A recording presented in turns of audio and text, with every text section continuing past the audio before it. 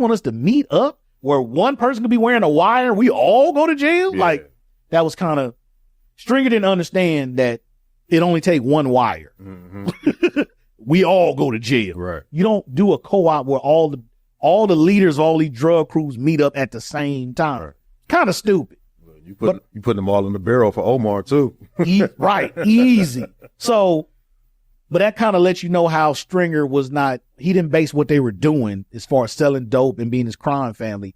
He never based it in reality, because reality is, dude, you are a criminal. Yeah. You trying to be a businessman, you are a criminal. Right. Clay Davis is an actual businessman. Even though he's doing crimes, he at least got a business. He's a businessman. Yeah. You the opposite. Mm-hmm. You doing crimes, you ain't got no business.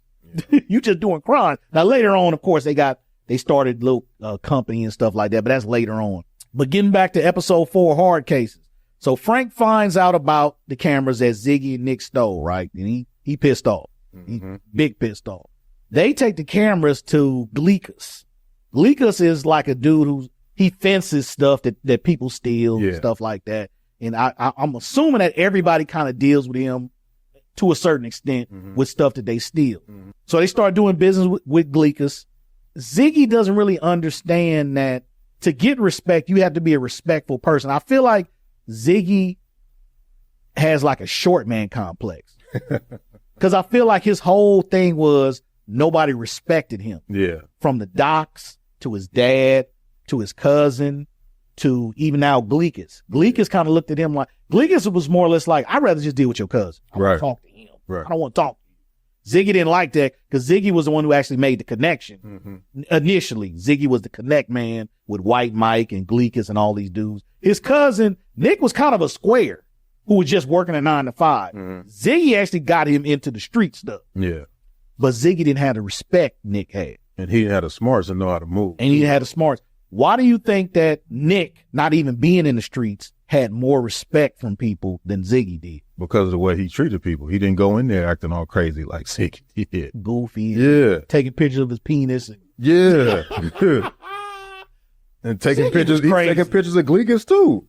Sure was. With the camera's like, come on, man. We doing dirt. You can't be taking my picture. Boy, he smacked that camera out. Right. He broke that camera so fast. And Nick wasn't going around doing stuff like that. Now, Nick wasn't doing that. Nick was about business. Yeah. Nick was about business only. And going back to Ziggy, I always wondered what type of little kid Ziggy would have been.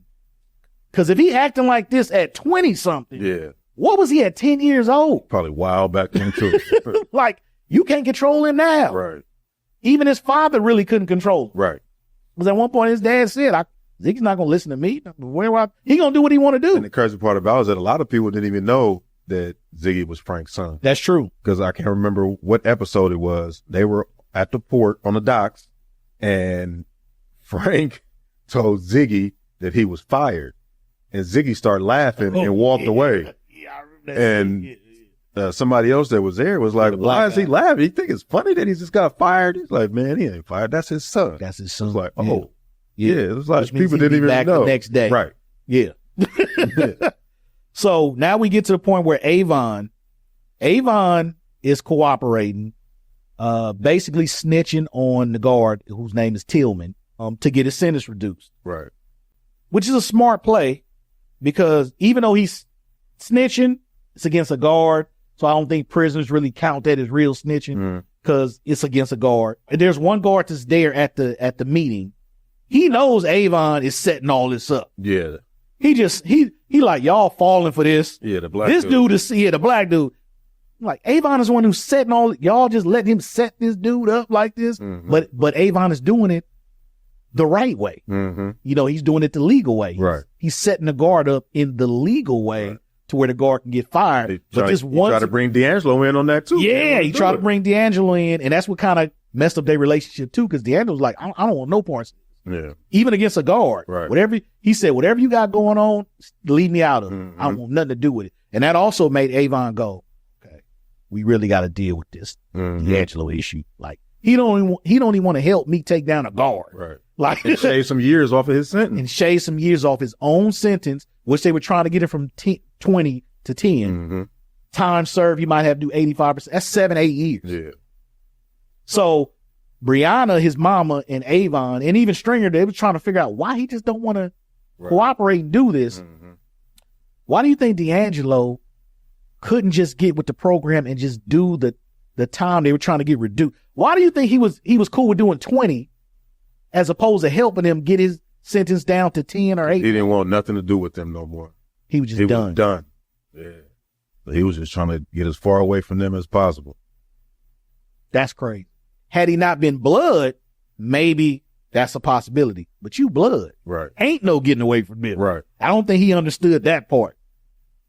Your mama is your mama and Avon is your uncle. Right. You ain't getting away from that. Right. By just saying, I'm cool on y'all. Right. Like, I feel like had that tragic ending not happened to him, he still would have had to deal with the fact of you gonna still see Avon. He gonna still try to talk to you and connect with you, and like they're not gonna just leave you alone in the prison. Like, see, and I think part of it too was they killed Michael B. Jordan's character. Yeah, Wallace. Yeah, yep. Because Wallace. I remember at the end of season 1, D'Angelo kept asking, "Where's the boy at? Where's the boy at?" And he knew that they had him killed. Yeah, but they wouldn't tell him that. Yeah. Yeah. So that's when it first started going south because he didn't like how they was doing things anymore. Yeah. Yeah. So that was kind of pushing him away, not wanting to be running with them no more. Which is weird because you know your family, the Barksdales, from what the history is in the show, like they had years going back of running dope and stuff like that. So you know your family's history. It seems like it wouldn't have been such a shock that they murder people. No, but to D'Angelo, the way he took the Wallace murder was like, why was the Wallace murder such a big deal? Because I feel like, if I remember correctly, D'Angelo told them that Wallace wasn't going to be no problem. He did. You are correct. And they was like, nah, we got to get rid of it. And that was Stringer's call. Yeah. I remember Stringer meeting up with Bodie and telling Bodie and Poop. And was like, y'all need to do what y'all need to take care of it. Yeah, it's time to take it. I don't think that was an Avon. I don't think Avon had nothing to do with that, honestly. Not that Avon would have went against it, because Avon is about taking care of business too. But I think when it comes to murdering Wallace, that was a Stringer call.